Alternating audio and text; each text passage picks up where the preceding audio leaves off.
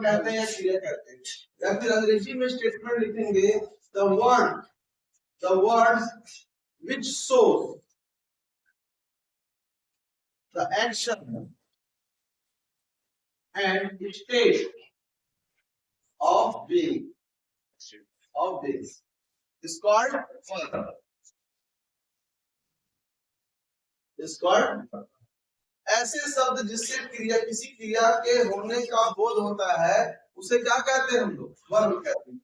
जैसे बेटा कुछ एग्जांपल दे सकते हैं हम, जैसे स्लीप क्या है? एक प्रकार की क्रिया है। सोना, रनिंग या फिर रन, प्लेइंग, प्लेड और कम, इसे क्या है जी? ये सारे के सारे कम, गो, डू, डज, डिड, ये सब क्या है? एक प्रकार की क्रिया होती है। अब क्रियाओं के भी क्या होते हैं बेटा? कई प्रकार होते हैं। जैसे कि क्रिया क्या होती है? तो पहले होती है इनफाइनाइट क्रिया, फिर होती है फाइनाइट क्रिया, उसके बाद वो फाइनाइट वर्ब होता है, इनफाइनाइट वर्ब होती है, फिर उसके बाद होता है ट्रांसलेटिव और इनट्रांसलेटिव। आप सुने होंगे ना, क्रिया में एक सकर्मक क्रिया होती है और एक क्या होती है? क्रिया होती है। सकर्मक जिसमें विषय भी हो और वस्तु भी, और अकर्मक जिसमें सिर्फ क्या होता है? विषय। जैसे मैंने खाया, यहाँ पे क्रिया मेरे से करने से खत्म हो गई। मैंने आई ईट, मैंने पढ़ा आई रीड, फिर ये क्या हो गया? अकर्मक क्रिया। जो भी पढ़ा मुझ पे पढ़ा, फिर खत्म हो गया।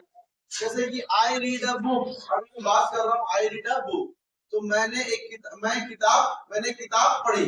तो भाई यहाँ पे जो आई रीड अ बुक आया, क्या हो गया? एक वस्तु हो। तो जब यहाँ पे सब्जेक्ट और ऑब्जेक्ट अवेलेबल हो जाता है तो क्या हो जाता है? वो ट्रांसलेटिव वर्ब, सकर्मक क्रिया। और जब हमारे पास केवल जो क्रिया है उसका असर विषय पर ही पड़ता कहलाता है, वो इनट्रांसलेटिव अकर्मक क्रिया कहलाती है। तो सबसे पहले अपन क्या कर लेते हैं, हम इसके स्ट्रक्चर को देख लीजिए। स्ट्रक्चर को, अगर वर्ब का स्ट्रक्चर क्या होता है बेटा? एक होता है हमारे पास सब्जेक्ट प्लस क्या होता है? वर्ब होता है, फिर हमारे पास क्या होता है? तो ऑब्जेक्ट। ये हमारे पास वर्ब रहता है। अब वर्ब के कई प्रकार होते हैं, जैसे बता देता हूँ। एक होता है आपका ट्रांसलेटिव, एक होता है इनट्रांसलेटिव, एक होता है मॉडल, एक होता है ऑक्सिलरी। ये एक होता है फाइनाइट और एक होता है नॉन फाइनाइट। इनफाइनाइट क्या होता है? Non finite. इधर ये कुछ प्रकार होते हैं हमारे पास वर्ब के। अगर इसके मैं कुछ एग्जांपल दे दूं तो क्या क्या दे सकते हैं आप? नॉर्मल वर्ब के एग्जांपल क्या दे सकते हैं? तो स्लीप दे सकते हैं, फिर प्ले दे सकते हैं, टॉक दे सकते हैं, टॉक, उसके बाद वॉक दे सकते हैं, वॉक के साथ रीड के बाद रन के बाद क्या सकते हो? रन के बाद और क्या कर सकते हैं? सिट क्या जाएगा हमारे पास? सिट ने बैठना, सिटिंग करेंगे तो हमारे पास फोर्स फॉर्म हो जाएगा। फिर गो, कम, ये सारे कुछ किस पे आएंगे हमारे पास? ये सारे के सारे। या फिर टीच है कि नहीं? ये सारा कुछ किस में आएगा बेटा? तो एक प्रकार की क्रिया आता है। अप डाउन, या फिर अगर up your hand, down your legs, अपने पैर नीचे करो, अपने हाथ ऊपर करो, ये सारा कुछ किस में आता है हमारे पास? एक प्रकार की क्रिया में ही तो आता है। इसको उतारिएगा पहले। स्टेट ऑफ मेन वर्ब के साथ क्या आते हैं? Auxiliary verb. ये काम क्या करते हैं? वाक्य को पूरा करने का काम। जैसे कि अगर मैं ऑक्सिलरी वर्ब की बात कर लेता हूँ, ऑक्सिलरी वर्ब्स की बात करता हूँ, तो क्या होगा? Is, am, are, were, be, shall, ये सारे के सारे क्या होते हैं? ऑक्सिलरी। ये ऑक्सिलरी वर्ब क्या काम करते हैं? जैसे क्या करेगा? बोलेगा he he reads। अगर एक एग्जांपल लिख दिया he reads, तो ही यहाँ पे क्या हो गया? मेरा नाउन हो गया। रीड्स क्या हो गया जी? वर्ब हो गया। अगर मैं इसमें he read, वो पढ़ रहा, अगर मैं इसमें ऑक्सिलरी वर्ब का यूज कर लूंगा, he is क्या हो जाएगा? READING। क्या दिखा रहा है? वह पढ़ रहा है। क्या दिखा रहा है? तो है भी अपने आप में क्या है? एक वर्ब है, क्रिया है। होना, होगा, ये सब क्या है? एक प्रकार की क्रिया का बोध कराता है। लेकिन ये पूर्ण क्रिया नहीं होती है, ये ऑक्सिलरी क्रिया होती है। इसको सहायक क्रिया के नाम से जाना जाता है। इसको सहायक क्रिया जाता है। इसका अपन क्या करते हैं? नाउन और मेन वर्ब के साथ ऐड करके सेंटेंस को पूरा करने का काम करते हैं। ये किस नाम हमारे पास? ऑक्सिलरी में आते हैं। इधर ये am are was were will ये सब क्या होता है ऑक्सिलरी वर्ब होता है। तो ये सेंटेंस में किसके अनुसार बोलते हैं ध्यान दीजिए। सेंटेंस में नंबर और टेंस, नंबर टेंस दोनों के अनुसार क्या होते हैं सब आपके सेंटेंस में ऑक्सिलरी वर्ब्स चेंज होते हैं। जैसे कि अगर बात कर लेते हैं कि हम लोग ही इज क्या लिख रहा हूं मैं PLAYING क्या करूंगा प्लेइंग बता रहा हूं। अगर सर ही के जगह मैं क्या कर दूं ही के जगह मैं अगर दे कर दूं क्या कर देता हूं मैं दे कर देता हूं तो क्या आप इसको करेंगे नहीं करेंगे। यहाँ पे क्या करेंगे दे आर प्लेइंग करेंगे। इसका मतलब क्या है कि सर यहाँ पे जैसे ही का मतलब एक वचन था और दे मतलब क्या हो गया बेटा बहुवचन हो गया। बहुवचन के कारण इज और आर चेंज हो गया। दोनों का मतलब होता है इसी काम के होने की बात बता रहा है। लेकिन जब मैं ही लगा रहा हूं ही का मतलब क्या होता है वह केवल एक आदमी की बात कर रहा है तो मैं इस का उपयोग कर रहा हूं इसलिए सिंगुलर है मेरे पास सिंगुलर ऑक्सिलरी वर्ब यूज हो रहा है। ये क्या होता है प्लूरल में आर यूज कर रहा हूं। मतलब सर ये बताता है कि नंबर के हिसाब से क्या हो रहा है चेंज हो रहा है। क्लियर है ये। अब देखना है कि टेंस के हिसाब से चेंज होता है कि नहीं। जैसे ही इज प्लेइंग दिया है अगर मैं उसी को लिख दूंगा ही वाज प्लेइंग क्या लिख दिया ही वाज प्लेइंग। देखिए यह खेल रहा है अरे क्या हो जाएगा वह खेल रहा था यह खेल रहा था हो जाएगा वहां लगा दिया। मतलब सर टेंस के साथ भी क्या हो रहा है चेंज हो रहा है। क्लियर है ये। सेकंड कंडीशन में अगर आपने बेटा ही के जगह में क्या लगा दूं दे लगा क्या लगा दूं दे तो दे के जगह क्या हो जाएगा भाषा क्या हो जाएगा वर हो जाएगा। दे वर क्या हो जाएगा प्लेइंग। वे खेल रहे थे यहाँ पे क्या है वह खेल रहा वे खेल रहे हैं ये क्या हो जाएगा वे खेल रहे थे। मतलब ये बता रहा सर ये नंबर के साथ भी चेंज होता है और किसके साथ चेंज होता है टेंस के साथ चेंज होता है। तो एग्जाम में क्वेश्चन बता सकता है कि ऑक्सिलरी वर्ब किसके किसके साथ चेंज होते हैं। ऑप्शन नंबर में ए में देगा कि नंबर्स के साथ, ऑप्शन नंबर बी में देगा कि सर टेंस के साथ, ऑप्शन नंबर सी में देगा नंबर और टेंस दोनों के साथ, ऑप्शन नंबर डी में देगा इनमें से कोई नहीं नन ऑफ दिस करके देगा। तो हम जानते हैं सर जो हमारे पास ऑक्सिलरी वर्ब होते हैं वो क्या होते हैं नंबर और टेंस दोनों के साथ क्या होते हैं चेंज होता है। क्लियर ये। कुछ मॉडल वर्ब्स भी दिए गए हैं बेटा। ऑक्सिलरी वर्ब के बाद क्या लिखोगे तो मॉडल वर्ब भी लीजिएगा जो मतलब अभी थोड़ा सा नए जमाने में आ गया है पानी चाहिए सर कहना को क्या ये सर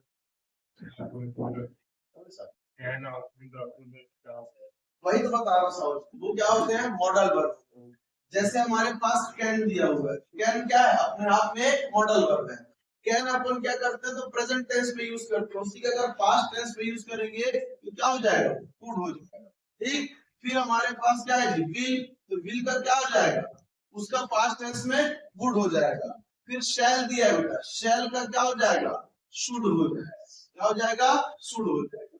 फिर मे दिया हुआ है मे का क्या हो जाएगा माइट हो जाएगा मे का क्या हो जाएगा माइट हो जाएगा। फिर नीड क्या दिया हुआ है नीड दिया हुआ है और OUGHT आउट टू ये एक साथ है ना। ये सारे हमारे पास जो दिए हुए रहते हैं ये कौन से वर्ब होते हैं तो ये मॉडल वर्ब होते हैं। अब इन मॉडल वर्ब का क्या होता है अपने अपने जगह अपना अपना थोड़ा थोड़ा सा यूज है उसके बारे में क्या करना होता है अपने को देखना होता है। तो फिलहाल अभी ऑक्सिलरी वर्ब समझ में आया कि ऑक्सिलरी वर्ब क्या होते हैं सर तो इज है मार वाज वर्ब विल से क्या होते हैं ऑक्सिलरी वर्ब। ऑक्सिलरी वर्ब को ही अपन लोग क्या बोलते हैं तो हेल्पिंग वर्ब कहते हैं। क्या बोलते हैं हेल्पिंग वर्ब सहायक क्रिया के नाम से जाते हैं। ये वाक्य में क्या करता है तो आपके नाउन के बाद और मेन वर्ब के पहले लगता है और वाक्य को पूर्णता तक पहुंचाता है पूर्ण करने का काम करता है कौन। ये कब चेंज होते हैं बेटा ये चेंज होते हैं सेंटेंस में नंबर और टेंस के साथ क्या होते हैं साथ चेंज हो जाते हैं। क्लियर है ये। अब उसके बाद किसको पढ़ गए हमने मॉडल वर्ब्स। तो मॉडल वर्ब्स कौन सा होता है हमारे पास कैन होता है कुड होता है। कैन लगाएंगे नॉर्मल सेंटेंस में कुड लगाते हैं उसके पास्ट टेंस में। विल हमारे पास नॉर्मल फ्यूचर टेंस में और वुड क्या हो जाएगा जी किस तरह जाएगा वो पास्ट टेंस में। शैल नॉर्मल में शुड पास्ट टेंस में। मे और माइट ठीक है दोनों बता दूंगा ये भी हमारा प्रेजेंट का दिखाता है पास्ट को दिखाता है। बेसिकली पास्ट परफेक्ट टेंस में यूज करते हैं अपन लोग उसमें नरेशन वगैरह में। नीड का मतलब होता है जरूरत आउटपुट ये क्या करते हैं, तो कंट्री वगैरह को इज्जत देने के लिए, रिप्रेजेंट करने के लिए, आदत के लिए, है ना, आदत देने क्या करते हैं, तो इसके लिए यूज करते हैं। ठीक है, चलिए आज आदत के लिए यूज करते हैं। आउटपुट किसके लिए होता है, तो इज्जत देने के लिए, रिप्रेजेंट करने के लिए होता है। चलिए इसको लिखिएगा पहले,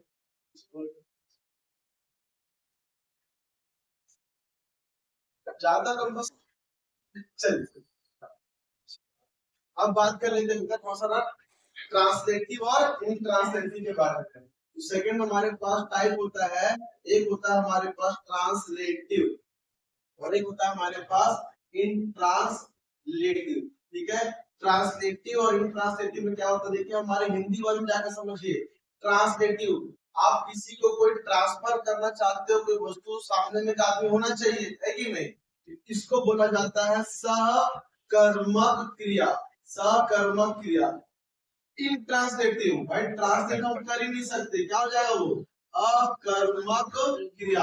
अकर्मक क्रिया का मतलब ये नहीं है कि वहां पे क्रिया नहीं हुई, कर्म नहीं हुआ, होता है। सकर्मक क्रिया का जो हमारे पास स्ट्रक्चर होता है, सब्जेक्ट प्लस वर्ब प्लस क्या होता है, ऑब्जेक्ट होता है। और अकर्मक क्रिया का जो एक्चुअल में होता है, वो ओनली प्लस होता है सब्जेक्ट प्लस वर्ब। इसमें आपको ऑब्जेक्ट की आवश्यकता नहीं होती। हमारे हिंदी में जो सेंटेंस होता है बेटा, वो होता है पहले विषय, फिर क्रिया और उसके बाद होता है वस्तु। क्या हो जाता है, वस्तु। जैसे कि राम ने आम खाया, राम ने आम खाया, तो यहाँ पे ठीक है हमारे पास से पहले जाएगा सहायक क्रिया, सहायक क्रिया और उसके बाद भी लिख लीजिएगा आम में क्या हो जाएगा जी, वस्तु हो जाएगा। लास्ट में क्या हमारे पास मेन क्रिया आता है, वो अलग मैटर है। लेकिन स्ट्रक्चर क्या है कि राम हमारे पास क्या हो गया, सब्जेक्ट विषय, आम क्या हो गया, वस्तु हो गया, हमारे पास ऑब्जेक्ट हो गया, क्या हो गया, मेन वर्ब। अब देखिए यहाँ पे हमारे पास राम ने खाया, अगर मैं आम को हटा दूं, यह वाक्य क्या हो जाएगा मेरे पास, ये ऑब्जेक्ट रहित वाक्य हो गया, वस्तु रहित वाक्य हो गया। राम ने खाया, खत्म, क्रिया शुरू भी होती है राम पे, खत्म भी हो जाती है राम पे। ये हमारे पास क्रिया क्या बेटा, अकर्मक। जिस वाक्य में विषय के द्वारा किए गए कार्य का जो असर होता है वो वस्तु पर पड़ता है, उसे कहते हैं हम लोग सकर्मक क्रिया। और जिस वाक्य में विषय द्वारा किए गए कार्य का असर जो होता है वो विषय में ही निहित रहता है, उसे क्या बोलते हैं हम लोग, अकर्मक क्रिया। अर्थात जिसमें कर्ता तो होता है परंतु कर्म नहीं होता, है कि नहीं।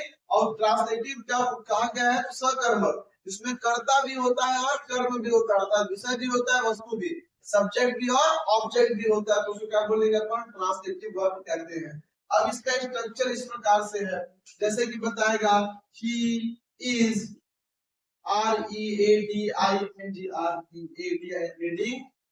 देखो बेटा यहाँ पे ये हमारे पास क्या है, सब्जेक्ट, सब्जेक्ट मतलब वस्तु, और ऑब्जेक्ट क्या हमारे पास, बुक है, और रीडिंग हमारे पास क्या है, तो हमारे पास वर्ब है। तो यहाँ पे कर्म भी साथ में है, कर्ता के, और कर्ता के द्वारा किए गए कर्म जो क्रिया है उसका असर किस पर पड़ रहा है, कर्म पर पड़ रहा है। ये हमारे पास क्या हो जाएगा, ट्रांसलेटिव हो जाएगा। यहाँ पे ओनली को क्या लिखूंगा, ही रीड्स, लिखेंगे ही रीड्स। ये अब यहाँ पे जो बेटा बुक जो बुक दिया हुआ है या फिर रीडिंग लिया हुआ क्रिया, क्रिया के 4 फॉर्म होते हैं, first form, second form, third form, fourth form, fifth form भी होता है। यहाँ पे जो क्रिया दी गई है मेरे को, ये फाइनाइट क्रिया है, और इसका जो पढ़े ना हम लोग, जो रीडिंग रीडिंग दिया हुआ है, ये किसके अनुसार बदलता है, तो ये आपके टेंस के अनुसार बदलता है, ये आपके नंबर्स के अनुसार क्या होते हैं, बदलते हैं। तो कभी ईडिंग लगाएंगे, कभी रिलेट लगाएंगे, वो बात की बात है, अपन देख लेंगे। ऑक्सिलरी वर्ब के हिसाब से, सहायक क्रिया के हिसाब से क्या करते हैं अपन, मुख्य क्रिया के स्वरूप को चेंज करते हैं। मान लो कि यहाँ पे इस दिया तो रीडिंग लगा दिया, वाज देगा तो रीडिंग लगा दूंगा, लेकिन अगर वहां पे हैज या फिर हैव देगा तो क्या लगाएंगे, रीडेड लगा देंगे, क्योंकि वहां पे क्या करते हैं, थर्ड फॉर्म यूज करते हैं। फिर वो बात की बात है। सेकंड लिखेंगे ही या शी, सबका मिस करा, she is playing hockey, she is playing hockey। क्या बोलेंगे इसको, she plays, क्या लगाएंगे इसको, she plays, वह खेली, इसे क्या करेगी, वह हॉकी खेलती है। प्लेइंग क्या हो गया, क्रिया हो गया, हॉकी क्या हो गया, एक प्रकार का खेल है, नाम है, तो नाउन में बेटा, लेकिन कौन सी जगह पे, तो ऑब्जेक्टिव केस में तो ऑब्जेक्ट हो गया, सी क्या हो गया हमारे पास, सब्जेक्ट। ये अगर पूरा सेंटेंस कौन सा है तो हमारे पास ट्रांसलेटिव वर्ब वाला। यहाँ पे प्लेस क्या है, पर क्या ये इन ट्रांसलेटिव वर्ब है ना। He is eating mango. यहाँ पे क्या करा, देखो मैंगो ऑब्जेक्ट हो गया, ही सब्जेक्ट हो गया, ईटिंग क्या होगा मेरे पास, मेन वर्ब भी ऑक्सिलरी वर्ब। यहाँ पे कर्ता भी है और कर्म भी है, तो क्या हो जाएगा बेटा ट्रांसलेटिव वर्ब, ही ईट्स। इसको मैं एक्चुअल में क्या होता है इसमें फोर्थ फॉर्म यूज होता है ना, फिर फिफ्थ फॉर्म क्या होता है इसमें यूज होता है। ये अगर ये एड्स होगा, ये फिफ्थ फॉर्म यूज होता है, तो इसमें क्या हो जाएगा हमारे पास ये, उसने क्या किया खाया। नहीं साहब जी, यही तो बता रहे हैं कि इसमें इज एम आर नहीं लगाना है। इज एम आर कब काम करेगा, जब अगर मान लो मैं इज लगाएगा, he is reads, he is READS। सबसे पहली बात, अगर आपके सामान्य क्रिया में अगर इज एम आर दिया हुआ है तो वो कंटिन्यूअस क्या बताता है जी, वाक्य में कंटिन्यूअस। आप सामान्य सेंटेंस को शायद पिछली बार पढ़े कि नहीं पढ़े, मुझे पढ़ाना है लेकिन इंग्लिश पढ़ा रहा हूँ बेटा, तो इतना तो डिजर्व करता हूँ आप लोग से कि ही इज, अगर मैं इज लगाता हूँ तो ये क्या करता है कंटिन्यूअस, क्या दिखाता है प्रेजेंट कंटिन्यूअस। और कंटिन्यूअस क्रिया होती है वो कौन सा फॉर्म में होती है, वो होती है आपके फोर्थ फॉर्म में, वर्ब प्लस आईएनजी। वही तो यहाँ पे लगा दिया ही इज रीडिंग करके, वहां पे क्या है ओनली फॉर ही रीड्स, वह पढ़ा। इधर ये वो क्या हो जाएगा हमारे पास इन ट्रांसलेटिंग, यहाँ पे क्या है ही इज रीडिंग बुक। अगर मैं ही इज रीडिंग कर दूं REDING रीडिंग, वो क्या हो जाएगा जी, वो आपका अधूरा वाक्य हो जाएगा। वाक्य क्या करना, पूरा करके चलना है। जहाँ पे ऑक्सिलरी वर्ब दिया है तो क्या करना पड़ेगा, आपको पूरा करना पड़ता है, ठीक है। ये तो इस प्रकार से काम करते हुए हमारे पास क्या हो जाएगा, इन ट्रांसलेटिंग क्या हो जाएगा, ट्रांसलेटिंग वर्ब हो जाएगा। ये उससे कुछ एग्जांपल से इसको लिख लीजिए। फाइनाइट और नॉन फाइनाइट। नॉन फाइनाइट जैसे वर्ब का कोई एग्जिस्टेंस होता ही नहीं है। आपके जितने भी वर्ब होते हैं क्या होते हैं, फाइनाइट, जिसको प्राप्त किया जा सकता है, जिसको ना प्राप्त किया जा सकता, उसको भाषा में जगह है क्या, नहीं है। तो हमारे पास कहानी यहाँ पे एक हमारे पास होता है फाइनाइट, और इसी का एक पार्ट निकाला गया है जिसको बोल दिया गया नॉन फाइनाइट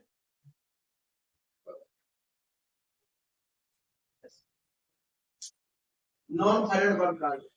एक्चुअल में ना नॉन फाइनाइट वर्ब जैसा कोई टर्म होता ही नहीं है, सारे वर्ब क्या होते हैं फाइनाइट। दोनों में अंतर कैसे करना होता है, तो कुछ वर्ब जो होते हैं वो किसी भी सेंटेंस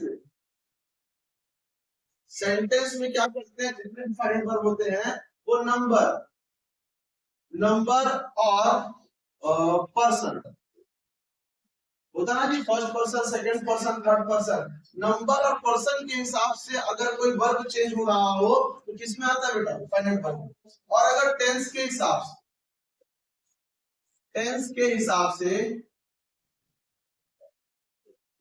से कोई हमारे पास अगर वर्ब क्या हो सेंटेंस में चेंज हो तो क्या बोलते हैं उसको हम लोग नॉन फाइनाइट वर्ब। टेंस के हिसाब से चेंज हो गया, जैसे कि अगर प्ले लिखा हुआ है, मान लीजिए प्ले लिखा हुआ है, अगर बेटा यहाँ पे इज लिखा हुआ है तो क्या हो जाएगा, प्लेइंग हो जाएगा, क्या हो जाएगा वो प्लेइंग। अगर मैं लिख दूं हैज या फिर क्या हो जाएगा है, तो क्या होता है, क्या हो जाएगा, प्लेड हो जाता है। यहाँ पे अब देखिए यही कहानी बता रहे थे, प्लेइंग को लिखा मैम तो हैज दिखाया कि सेंटेंस परफेक्ट है कि नहीं है। अगर मैं इज भी करूंगा तो भी प्लेइंग आएगा, वाज भी करूंगा तो भी क्या आएगा उसमें प्लेइंग आएगा, और अगर मैं विल भी करूंगा तो भी क्या आएगा वो प्लेइंग आएगा। ये तीनों क्या टेंस के हिसाब से चेंज हुए, क्या नहीं हुआ। तो ये हमारे पास वर्ब कौन सा आएगा, ये फाइनाइट वर्ब आएगा। कौन सा वर्ब आएगा, ये फाइनाइट वर्ब। तो जो वर्ब टेंस के हिसाब से चेंज ना होकर नंबर और पर्सन के हिसाब से चेंज हो, किसमें आएगा, फाइनाइट। तो प्लेइंग क्या हमारे पास फाइनाइट वर्ब है, क्योंकि वो नंबर और पर्सन के हिसाब से चेंज होगा, लेकिन वो टेंस के हिसाब से चेंज नहीं होगा। जो वर्ब टेंस के हिसाब से चेंज हो जाए उसको क्या बोलेंगे अपन, उसको ध्यान रखिएगा कि जो वर्ब टेंस के हिसाब से जो वर्ब चेंज होते हैं उसको बोलते हैं नॉन फाइनाइट। और जो टेंस का कोई फर्क ना पड़े लेकिन नंबर और पर्सन के हिसाब से क्या हो जाए, चेंज हो जाए, वो क्या कहलाते हैं हमारे पास फाइनाइट वर्ब कहलाते हैं। बस इसके स्टेटमेंट देखते लिखिएगा। अब यहाँ पे मैं कुछ वर्ब्स आपको लिखाने वाला हूँ, ठीक है। 3 सेक्शन बनाइएगा, वर्ब का फर्स्ट फॉर्म, उसके बाद सेकंड फॉर्म और उसके बाद क्या बनाएंगे थर्ड फॉर्म। ठीक है, बहुत जरूरी होता है बेटा कि पेपर में हम लोग फंसे रहते हैं, बोल देता है कि सेकंड फॉर्म यूज करो और आपको सेकंड फॉर्म पता ही नहीं होता वर्ब का। 3 सेक्शन बनाएंगे और सेक्शन के बाद में आपको नंबर्स दिखाऊंगा।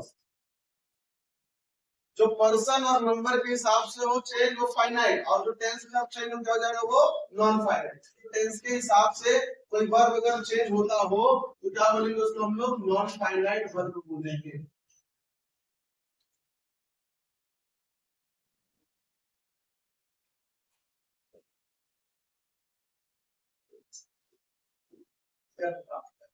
जैसे कि मान लीजिए कि ईट बोलते हैं, ईट, तो ईट का फर्स्ट फॉर्म हो गया E A T, eat. Second form क्या होगा ए टी एट, और थर्ड फॉर्म क्या होगा E A T T N, eaten. और क्या होगा eating, eating E A double T I N G, क्या हो जाएगा वो ईटिंग। सेकंड अगर हम लिखते हैं प्ले, तो बेटा प्ले का first form play, second form क्या होगा प्लेड हो जाएगा। सेकंड फॉर्म भी क्या हो जाएगा उसका प्लेड, और थर्ड फॉर्म भी क्या हो जाएगा प्लेड, और फोर्थ फॉर्म में क्या करोगे playing, P L A Y I N G, playing.